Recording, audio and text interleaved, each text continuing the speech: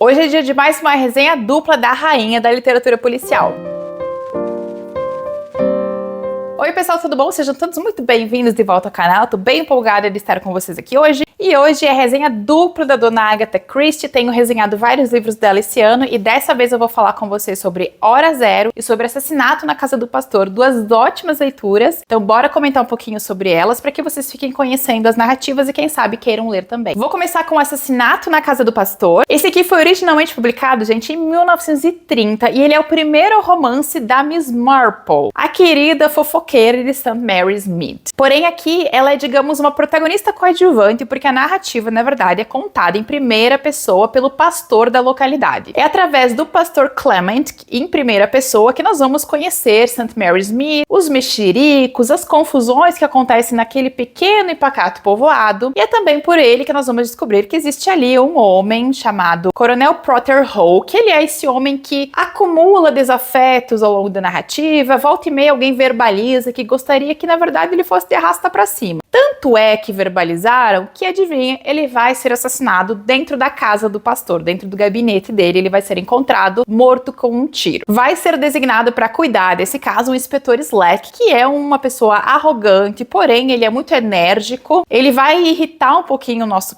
pastor Clement em alguns momentos, mas juntos eles começam a caminhar pela verdade. E você vai me perguntar, mas Cat, cadê a Miss Marple? Miss Marple vai fazer várias aparições ao longo da narrativa, lembrando que ela não é uma investigadora oficial, então ela não está o tempo todo no centro da ação, mas ela vai aparecendo aqui e acolá e toda vez que aparece, ela acaba dando ali um pitaco que é sempre muito certeiro sobre algo que ainda não foi observado. E essa é uma investigação que ela vai se tornando cada vez mais complicada porque várias coisas esquisitas vão aparecendo ao longo da narrativa. Telefonemas que são dados e ninguém sabe de quem foi, um tiro no bosque que também ninguém sabe exatamente quem foi que atirou, personagens que agem de forma um pouco estranha, relógios que não estão totalmente acertados e que confundem as investigações. É um daqueles casos em que eles têm que prestar muita atenção a todos os detalhes para que no fim das contas eles consigam fazer ali um quadro completo do que aconteceu. A Miss Marple, então, ela vai aparecendo de vez em quando e ela vai conversando com o detetive, com o inspetor, com o médico, com o próprio pastor Clement e dando ali as suas observações sobre a natureza humana. E aqui ela já apresenta, né, aquela ideia que vai tornar ela tão famosa, que é o fato de que não importa se você vive no macro ou se você vive no micro, as pessoas têm uma tendência a agirem de uma forma muito similar e muito parecida. A natureza humana, ela tem uma tendência a ser cíclica, as pessoas têm uma tendência a repetir comportamentos, não importa a classe social, crença ou posição. E a Miss Marple, ela vai fazendo então ali associações ao longo da narrativa que ajudam ela a entender essa natureza. Esse foi um livro delicioso de ler, foi um dos que eu mais gostei, eu achei a narrativa bem amarradinha, bem construída, divertida no ponto certo. Eu acho que o Clement e a esposa dele, por exemplo, eles são dois pontos um pouco cômicos em alguns momentos, e isso dá um alívio para a narrativa. Miss Marple aparecendo de vez em quando, soltando as suas frases enigmáticas e a sua falsa modéstia, que ela usa bastante, né? Ah, eu só sou uma velhinha aqui, eu não tenho tanta importância, talvez a minha observação não seja tão importante quanto vocês pensam, o que é mentira, né? A gente sabe que vai ter uma importância, também é tudo bem calculado e eu acho que fica tudo bem equilibrado dentro da narrativa. Outro ponto que eu achei bem legal nesse livro, quando vocês forem ler, ou quem já leu talvez lembre, é que a investigação oficial, ela é feita ali por vários homens, né? Pelo inspetor, os policiais, e aí o Clement dá um pitaco, tem um médico que dá um pitaco, e você tem as mulheres ali ao longo da narrativa. E é interessante porque a investigação só avança com as informações que as mulheres dão. Porém, todas elas são tratadas de forma extremamente desdenhosa ao longo de toda a narrativa. Elas sempre são as fofoqueiras, as desocupadas, as velhas malucas. Ah, porque a Miss Marple é uma velha caduca, porque ela não sabe o que ela viu, provavelmente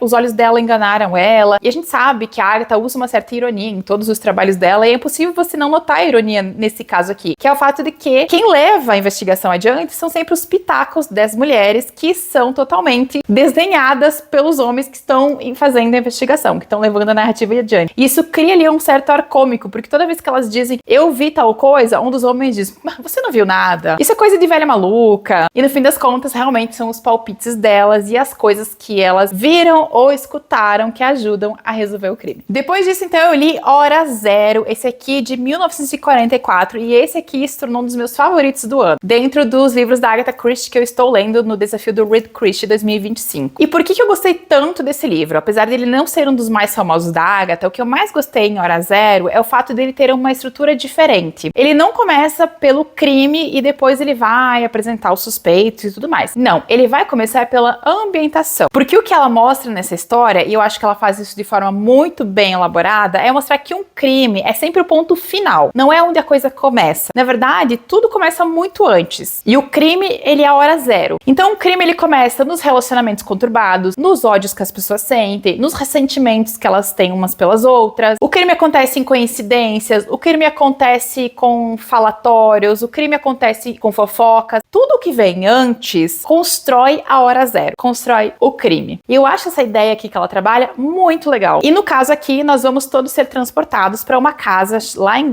chamada Gulls Point, que fica numa enseada, fica perto da praia, e ali vai se reunir uma família para passar um final de semana. E é dentro dessa família, nesse final de semana, que alguém será assassinado. Mas antes da gente chegar lá, a gente tem toda a ambientação. Nós vamos conhecer os personagens, os seus relacionamentos, os seus desafetos, o que eles gostam ou desgostam uns nos outros, e só depois de um tempão o crime daí acontece. O ponto central da narrativa aqui gira em torno de um tenista chamado Neville, que ele leva para esse final de semana a sua atual esposa e a ex-esposa, porque ele sugere que eles podem viver em harmonia, talvez eles possam ser amigos. É claro, gente, que isso não ia dar certo, né? Levar a ex e a atual para o mesmo lugar para passar um final de semana. E isso vai alimentar as tensões nessa casa. E eu acho que essa tensão, ela é muito bem construída, porque os personagens, eles ficam tensos, eles ficam irritadiços, eles ficam o tempo todo falando que alguma coisa ruim vai acontecer. Então, o que eu curti muito nesse livro foi esse teor psicológico da narrativa. Como ela vai mostrando que um crime não é uma coisa isolada, que acontece num átimo, que acontece sem querer ou num momento do nada. O crime, ele é sempre construído por tudo que há antes. Esse livro aqui também é o último caso do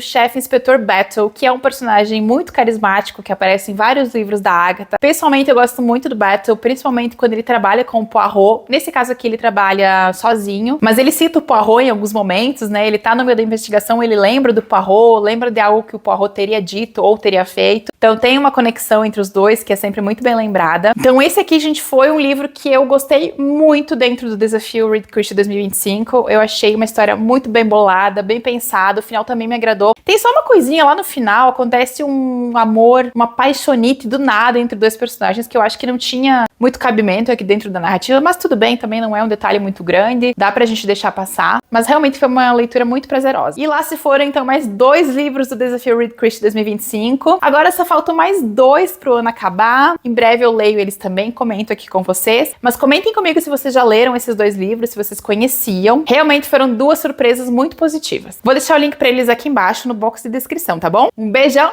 e a gente se vê no próximo vídeo.